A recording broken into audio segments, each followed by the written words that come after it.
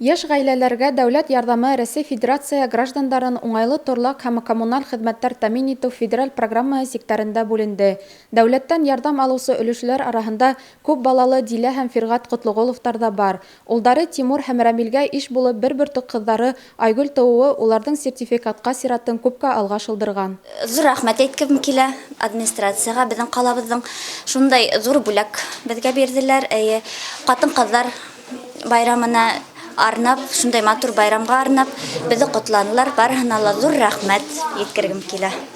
Сертификат аҡсаһын әҙер торлаҡ һатып алыуға, йорт төҙөлөшөнә тотонорға йәки алынған ипотеканы ҡапларға мөмкин. 2022 йылдың 5 мартына алынған мәғлүмәттәр буйынса, ошондай уҡ дәүләт ярҙамы алыуға ҡалала 353 йәш ғаилә сиратта тора. Шуларҙың 40-ы күп балалы ғаиләләр. Дилбәр Солтангилдина, Евдокия Титаренко, Руслан Кумышкулов, Любовь Карпова. Яңылыҡтар өсөн.